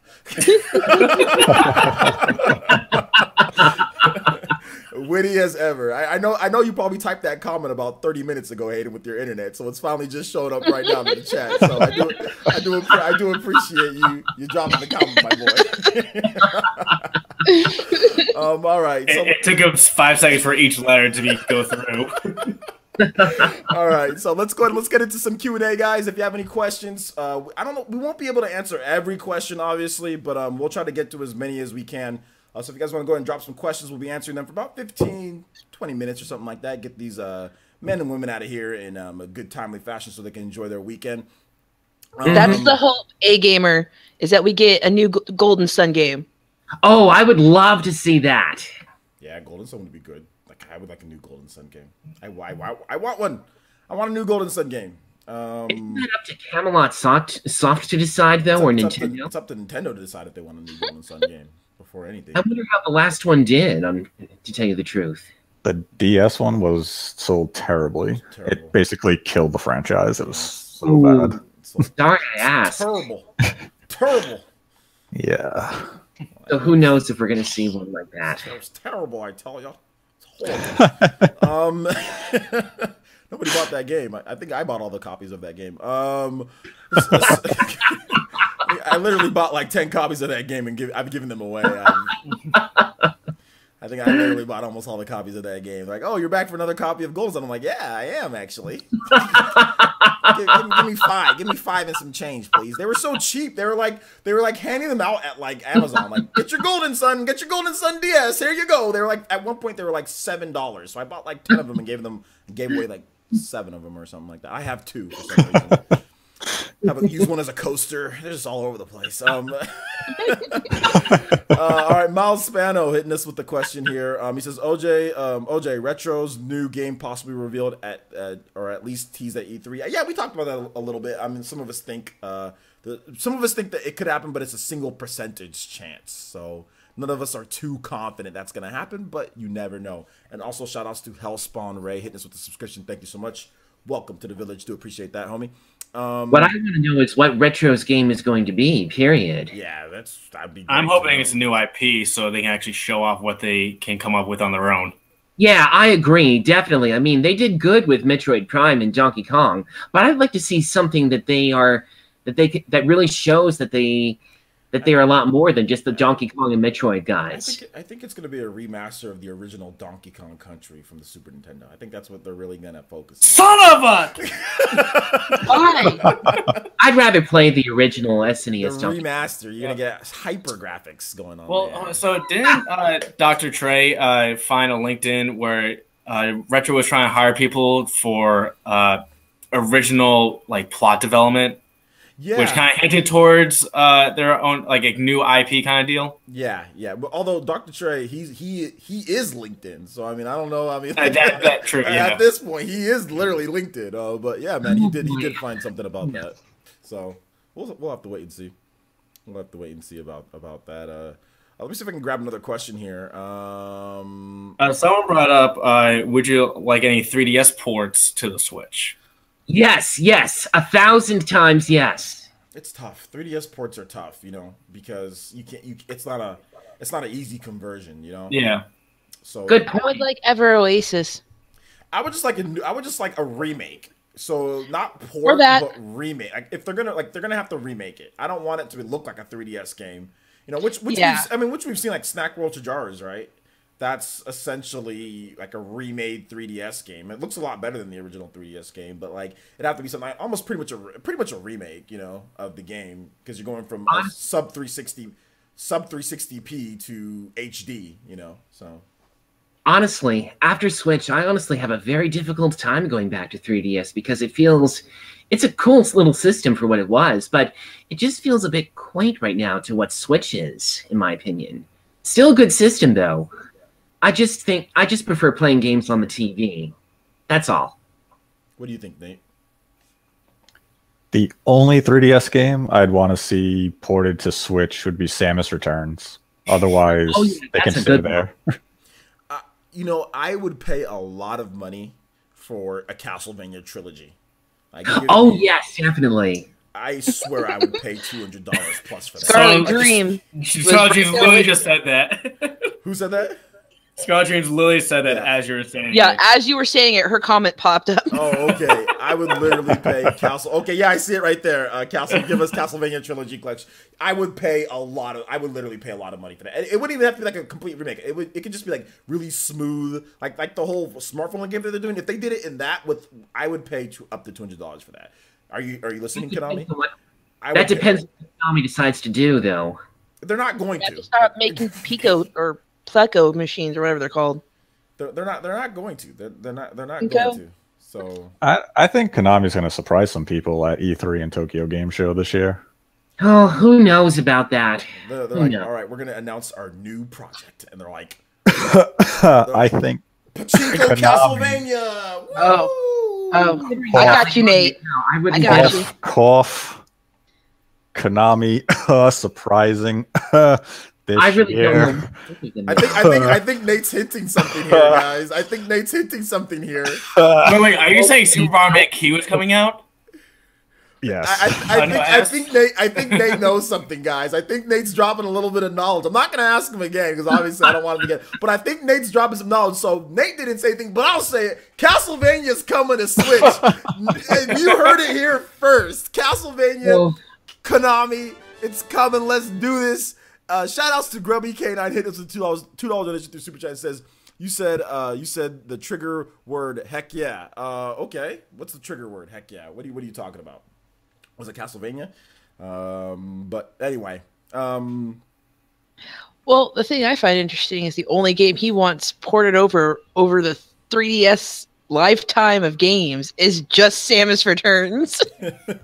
That's the only game. Well, I mean, there's good games on the 3DS, but I don't want to see some poor conversion into HD of these visuals. And if we're gonna get like the full Shadow of the Colossus PS2, PS3 to PS4 treatment, I'd rather they just make a new game of that series instead of like oh, here's a port of A Link Between Worlds. No, just give me a new over-the-head 2D Zelda. It's a new. That's what I'm saying. Because like 3DS, it's tough. It's like, okay, can you give us like my favorite one of my favorite 3DS games is Kid Icarus Uprising, right? It's like give me that's a great one. Make a sequel or completely remake it. You know what I'm saying? Like if you want to do a complete remake of Kid Icarus Uprising, go ahead, do a complete remake because that game's awesome and it has great online play that I think that you could still play to this day, right? Or did they no, I think they shut off the servers.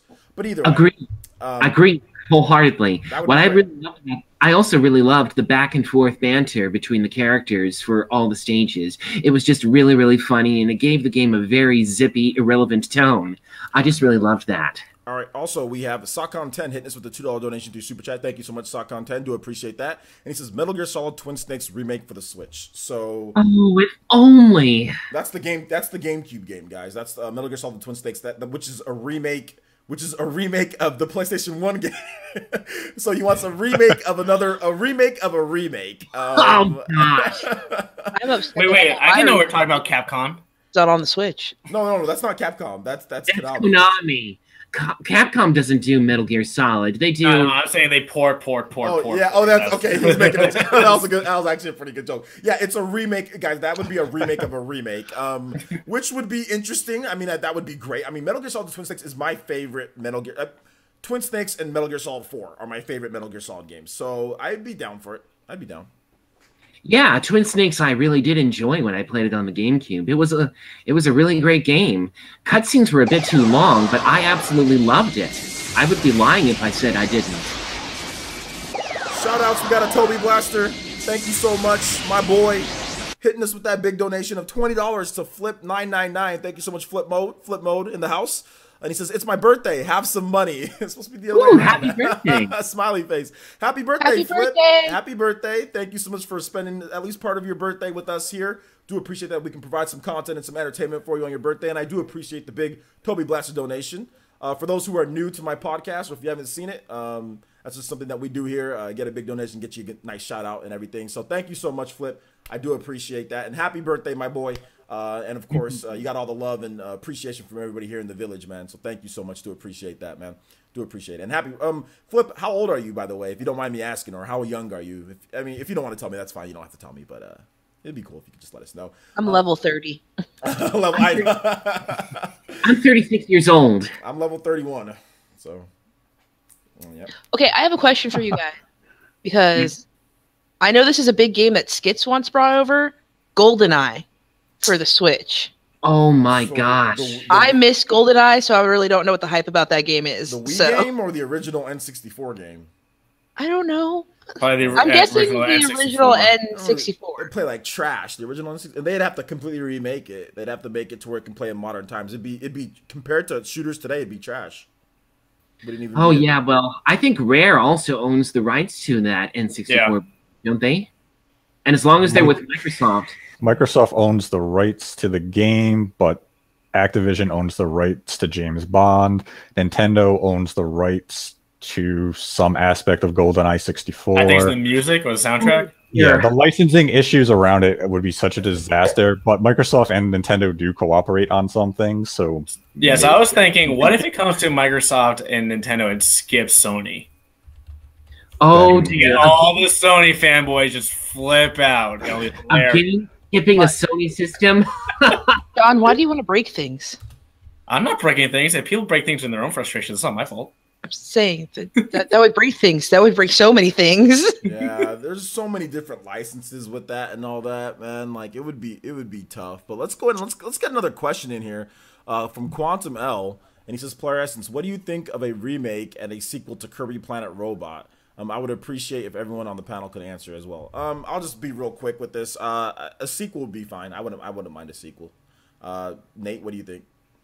yeah, I would take a sequel, and if they could port over the original and HD it up in whatever new engine they would make the sequel, I would take it, because Planet Robobot is probably the best Kirby in the last 20 years. High praise for Robobot. All right, Sean? Never played Kirby, so no comment. All right, Mama Mercy? I would have two very happy little boys if that happened. Especially my 4-year-old. Yeah. Okay. And Oh yeah, nothing's better than him than Kirby and a robot smashing stuff. that's a good combination. That's a good combination. And John? I can't exactly claim to be the biggest Kirby fan around. I've only played a few titles, and even though they're cute and fun, I'm not the hugest fan of them. But hey, if people want to have a sequel to that game, all the more power to them. Absolutely. All right. But I can't really say how I would feel about it because, you know, as I said, I'm kind of neutral about Kirby. And we got called old by somebody in the chat, so. What? I am not old. Take that back. We got called old. Listen, Buster, if you think this is old, I don't know what to tell you. Yeah, what's your story now? I don't know what you're talking about. Boy, I tell you, boy, come on, boy. My grandma will be 80 in 2 years. I am just starting life, according to her. I used to think the same thing, but at this point, I'm thinking, like, I still got a while to go, man. I feel like I still got a while to go. So, I mean, like, you know, it is what it is. You know, it is what it is. No, but thank you for the support. Appreciate that. Also, Toffee hitting us with the subscription. Thank you so much. Do appreciate the subscription. Everyone in the chat, please say what's up to Toffee. Okay, so let's go ahead and we're gonna move on to the next question here. See if we can get another question in. If any of you guys see any good questions, let me know, or you guys can read them out. Not a question, but a shout out. Sock on 10, new Mario Strikers. Yes, please. God, if they have the next Mario sports game, it better be Strikers. Because, quite honestly, if it's that, golf and tennis were probably like the most popular sports Mario games. I mean, unless you count card as a sport game, but more racing. But yeah, Strikers definitely needs to go out there for people that, especially around my age, when we growing up in the GameCube era. That's definitely one of the best games that we played, for sure, for parties. Okay. I would like to make a shout out real quick. Fire Blast Gaming, you always know how to make me smile. Yay, Fire Blast. Shout outs to Fire Blast. Appreciate that. Let me see if I can grab another question here. Did any of you guys see another question that was good? I thought somebody was trying to say something. Oh, I can't, unfortunately. I don't have the YouTube channel up. I'll take a look. I can grab a question here. Yeah, because if I look, it might kill my bandwidth. Okay, so Danny Powell says, OJ, did you hear about how Bandai Namco is making amiibo cards for Switch Pokemon game? Is that true? Is what? I haven't heard of this. Okay, well let's find it out live here. You can see about some news. I can't tell you because I really don't know anything about it. I don't see anything about any Pokemon cards. I think he might be referencing that recent patent that showed the cards that could like communicate with the Switch or something. Is that what he's talking? That's not patents aren't. That's not fact. Yeah, that's not. Yeah, I had to deal with this patent stuff on the Spawncast thing a couple of weeks ago with the multi-screen thing and how people thought it was a new handheld because Nintendo always publicly puts out the patents of their future products years in advance. Yeah, I don't see anything about any actual confirmed facts, guys. Remember, what we try to do here, guys, is like, I mean, the way that you phrase your question, you need to phrase it in a better way. Like, you need to mention patent. You know what I'm saying? Like, mention that in there. The way that you phrase that question, you made it seem as if it was actually fact. Like, it's coming out. So please refrain from phrasing your question the way that you did, please. Because that makes it seem as if, because you said, OJ, did you hear about the Bandai Namco making amiibo cards for the Switch? As if it was actually fact. No, it was a patent, bro. So a patent isn't an actual real product. And you phrased it as if it was a real product. So try to refrain from doing that. But until we actually see something for real, dude, it is what it is. You know, it can work like an amiibo card. That's great. I'm pretty sure the next Pokemon game is gonna have amiibo support, right? So yeah, I don't. NA asked what our favorite Smash characters were and why. Favorite Smash characters? Sheik, Palutena are my favorite in Smash 4. Sheik and Palutena, and the reason why is that Sheik's a ninja, and she's awesome. She's really good. And also Palutena, because Palutena is a trash character in the game, but she's super fun to play. Like you can really get people pretty bad. I mean, there's some good setups with her. She has guaranteed combos, and she has a lot of kill power. But she just her speed and mobility sucks. Her tilts suck. But you can have a lot of fun with her playing. And there's guaranteed like throw combos and stuff. So those are my two. Let's go ahead and move on. John, you have two characters that you like in Smash. And why? That's a tough question because, you know, I hadn't thought about what kind of characters that I consider my favorites or vice versa. But if you were to really twist my arm, I'd give Sheik here, who I have an amiibo of, incidentally, a shout out. One, because I really love Xenoblade Chronicles in general, and two, I just thought it was really awesome for Nintendo to include this guy in a Smash Brothers game of all things. It was just so cool. And plus, I just love how he's very passionate and very aggressive about how he likes to fight. But in terms of my favorite character to fight with, I found out that the best character to fight with might probably be Little Mac, because every time I've been fighting with many of the other characters on Smash Brothers, I always get my butt kicked by more, how do I put it this way, seasoned players, whereas I only play it on occasion. But I found out that with Little Mac, I can actually have a bit of an advantage. I wouldn't necessarily say that either one of those two are my favorites, but for me, I think that those are my personal choices, if you want to put it at that. All right. Nate, what do you think? Two favorites? Well, Marth has been my main since Melee, and then I started to use Ike a bit on the Wii U, so it's between Marth and Ike. I mean, Marth has the speed, power, though they've nerfed him since Melee, and Ike, I just can play some mind games with, you know, some of his up B, his dash, the counter. I love the counter in the Smash Brothers games because no one ever really accounts for them in their fighting styles. So all of a sudden they come in, they're acting fools. You counter them, and all of a sudden it throws them off the game, and then just knock them off that stage. Absolutely, all the Fire Emblem characters all have counters. But yeah, I mean, Ike has some really cool tools. I mean, he's not a great character, but Ike definitely has some good tools. There's some throw combos that you can do with him, and he's super powerful. Like, you can kill people very, very early. You catch him slipping. Pretty much all of his moves can kill. Like, I mean, pretty much every single. I mean, the end of his jab can kill. His up air can kill. His forward air can kill. All of them can kill. Every single move he has can kill. So that's good. And yeah, his side B can really throw people off. Reverse pivots, things like that with this. He's just slow. That's the only problem Ike really has. He's just slow. That's really his only weakness, is that he's slow in my opinion. Yeah, pretty much. Yeah. But if you can get into those combos, you can knock a character off the screen easily with his up smash. I died with a half-charged forward smash. I died with Sheik, and he had about 100%. I had about 37, and I died. So, and it was like not a full charge, but it was like a half to 75% charge of a forward smash, and I died. I mean, the DI could have been a little bit better, but the fact that I can die at 37% with rage is very scary. And I was at the edge of the screen. I was trying to get back, and I just got blasted. Yeah, the fact that he can kill somebody that early though is very scary. Very, very, very scary. Yeah. So yeah. Okay. So Mama Mercy characters. 2 characters. My favorite characters are Lucina. I just really liked her character from Fire Emblem, so I played her a lot. And this problem one's gonna get me laughed at, but I played Shulk a lot because that was the only person I could beat Cloud with when the skits played. So he became one of my mains. Who's the Cloud player that can't beat a Shulk? We gotta talk to that guy. I think it's because I don't really know how to play Smash, as I throw skits off with that. Oh, okay. But he usually can hand my butt to me all the time, and then I gave Shulk a try and beat his Cloud. So I was like, you are now my new favorite. Shulk, Cloud is a lot better than Shulk. Cloud is. I don't know how I would. Yeah. He doesn't know either. He was really mad. All right. Okay. All right. So, and then Sean, your couple characters. Probably from the 64, definitely be Pikachu, because I would annoy the hell out of people with my edge guarding on that one. But probably most recently, it would either be Roy or Cloud would be my top 2 on Wii U. Yeah, Roy and Cloud, both good characters. I love Cloud. I like Fire Emblem characters, but I'm trash with all of them.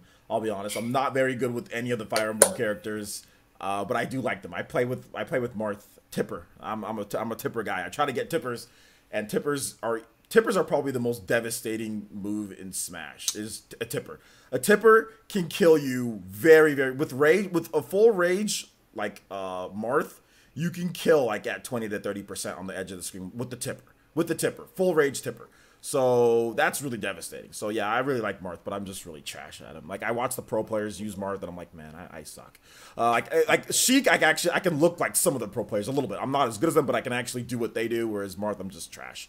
All right, so we got a big Toby Blaster donation. Thank you so much, man. Sokar with the $15 donation.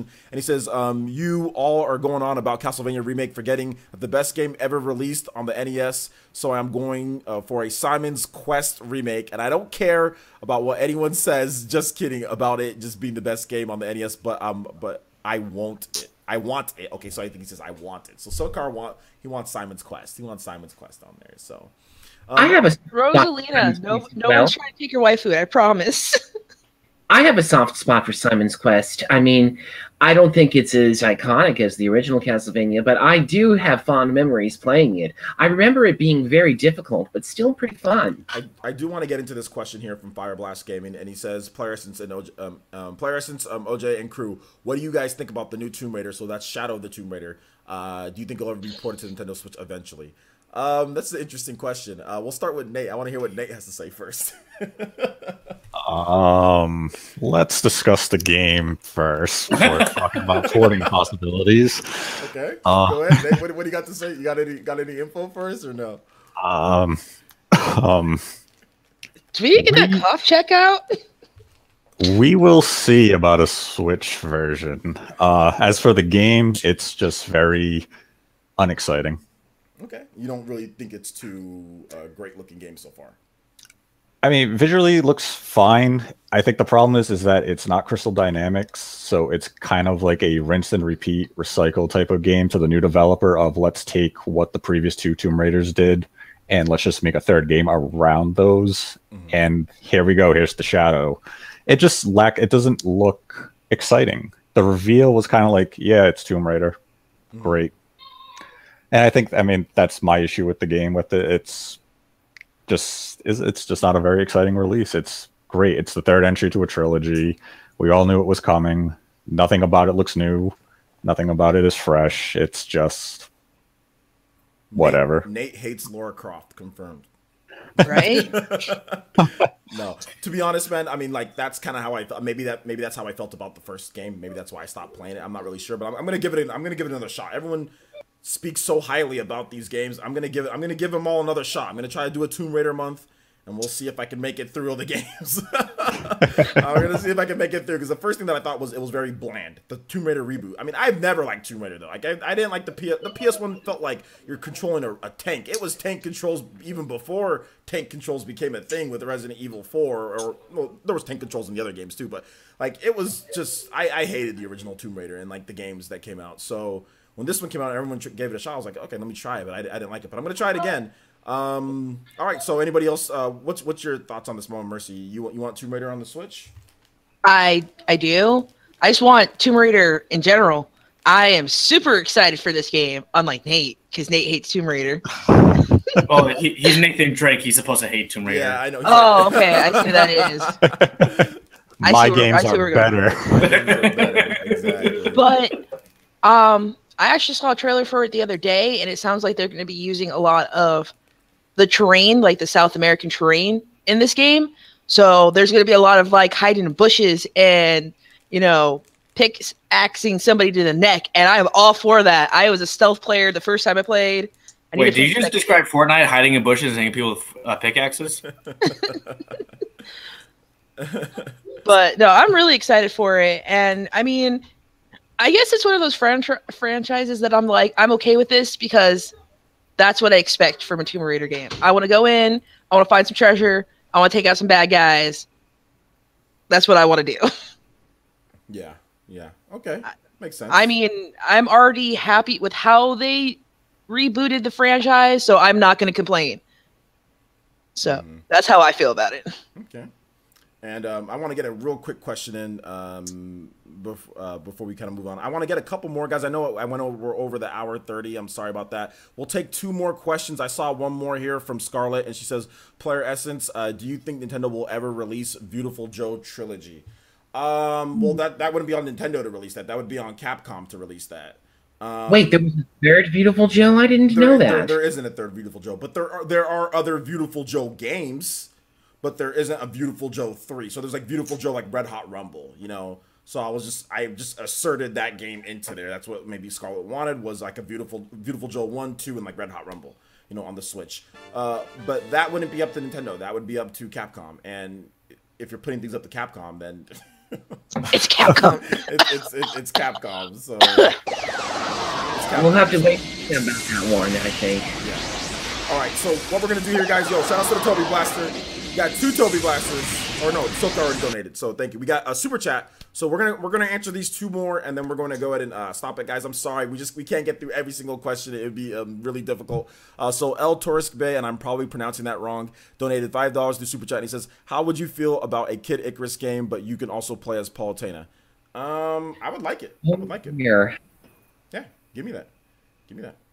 Yeah, I'm pretty much all for it. Like I said, I really enjoyed the interaction between Pit and Palutena. It was one of my favorite moments of the game, so I'd be all for it. Okay. And also Zyphos Gaming with the big Toby Blaster donation. Thank you so much. Appreciate that, homie. I really do. $15 donation. He says, might be a Toby Blaster, but I'm enjoying using him and Madara and Pain in Naruto. Does that make me a Toby now? No. Zyphos, you're a smart dude, man. You don't be coming with that garbage. But look, I couldn't tell you because I don't follow that. Everybody's been a Toby at one point. A couple years ago, I was a Toby when my village was destroyed. So I mean, like, I was a Toby just a bit ago. Nate knows what I'm talking about. I'm surprised Nate is even on here. To be honest, with all the stupidity that I'm surprised Nate is even on here. I'll be honest. I was a jerk and a Toby to him, and I'm honestly surprised. Like when Nate was so receptive towards me, it told me that you gotta open your heart to people. You know what I'm saying? That's why I've been apologizing to people, even when people say, "Oh, this person was talking smack." I'm like, oh, "Okay, well, tell them that I said sorry," and they're like, "Huh?" Everyone's been a Toby, okay? You were the Gara. You were my Gara, and I was just Naruto. I was like, come on, man, you're better than this, and you're like, no. That is actually a very good. It's like we're gonna end up being friends, but there was a lot of tension.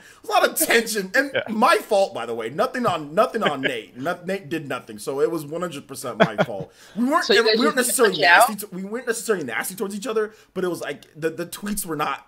They weren't good from my end. Not from Nate's end. From my end. So yeah, I'll take 100% blame on that one. But yeah, no, you're not a Toby. But even if you are Toby, it's okay. It's okay. You can recover. You can recover like me. I'm a recovering addict, Toby. So you can recover and you can still, you can still come back and do great things. Do great things, Cypher. So I do appreciate the $15 donation. And I do appreciate everyone. Sorry that I didn't get through all the questions here, guys. There's just way too many. We had 190 people watching. We're at 180 right now or something like that, a little bit less. So we can't get through every single question, but I do appreciate all of you guys coming out. I'll probably have a little maybe a question page for Discord or something like that, to where you guys can ask some questions on Discord, so we can get through some of those too, or on Patreon too. So we'll have a couple questions that you guys could I'll put up something on Patreon, on Discord. So we'll have some set questions, and then if anybody has super chats or Streamlabs, we'll answer those questions as well. So maybe we can get a little bit more.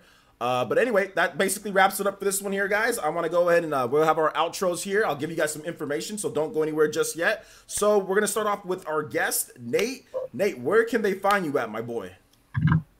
Best way to find me is on Twitter at DirectFeedGames. It's my handle. From there, you can find my YouTube link in my profile, and I'm always tweeting my opinion and good stuff. Yeah, definitely. You had a E3 prediction stuff that I thought was pretty cool, or just basic information that comes out. I thought was always good. So make sure you follow Nate. Now, if you wait a little bit, and when we put up the replay of this, guys, I'll have all of their profiles and everything, where to find them there. So if you can't get there right now, that's okay. I'll have that in the link in the description. Next, we're gonna go to Mama Mercy. Mama Mercy, where can they find you at?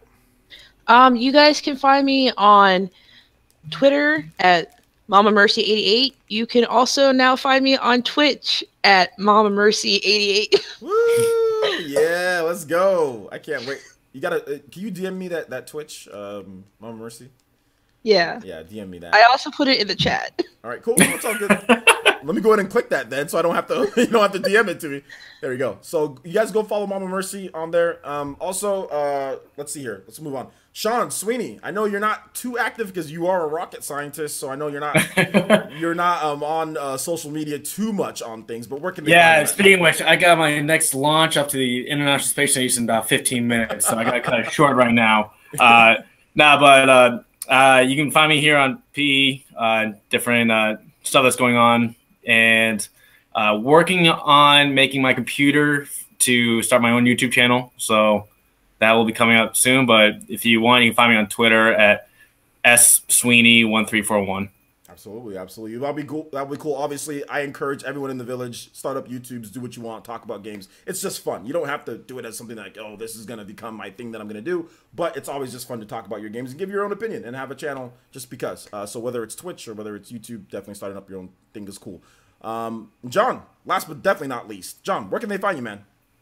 Well, I do have a Twitter account, but I also have a YouTube channel. I unfortunately do not have a lot of content on the channel, just a couple of intros that I've prepared for showings at the Highland Park Outdoor Movie Theater. However, I have recently been uploading some resynced videos of the dubbed version of Xenoblade Chronicles 2, where I tried to make sure I make everything in the dialogue fit the mouth movement so that there are no moments of gaping mouths when nobody is talking. And so if you're very interested in seeing that, you're welcome to see it right there. But honestly, if you don't have to, if you don't want to, but either way, I do like having visitors, and honestly, I'm always flattered whenever anybody drops by, because I never really know if anybody takes notice of me, really. Of course they will. Of course they will, my boy. You're on here now, so they'll definitely take notice. And I think I got through everyone, didn't I? Yeah, I did. Of course, you guys are right here on Player Essence. You can follow me at Player Essence on Twitter. Link in the description. Yep. And you can also, of course, YouTube channel. I'm here. I also have Facebook as well, so you can check out my Facebook page. Just go to Facebook, Player Essence. You'll see that there. But that wraps it up for this one, guys. I want to thank all of you guys for all the support. Thank you guys so much. We had a great podcast for today. I'm working on some cool stuff, guys. Right as in like 2 minutes, I have another episode of Naruto Ultimate Ninja Storm. This game is not just a pure fighting game. A lot of people were surprised on my first episode where it was just like there was all sorts of mini games and stuff. This is like a complete like weird type of like there's fighting in there, but they mix. Let me just tell you something right now, guys. Like I was playing and a dog peed in my eye. Okay, let me just tell you that right now. Okay, that was one of the things that happened in Naruto in this next game. A dog peed in my eye. So that can just go to tell you, it's not just... It took me a second to realize you're talking about what happened in the game. I thought you were playing it and a dog actually peed in your eye, but okay, no, I get what you're saying now. But in the game, I was playing the game and a dog peed in Naruto's eye. Okay? A dog peed in Naruto's eye, and I played hide and seek with kids. So that's the type of stuff that happens in the game. It's not just a pure fighting, like one-on-one fighting game.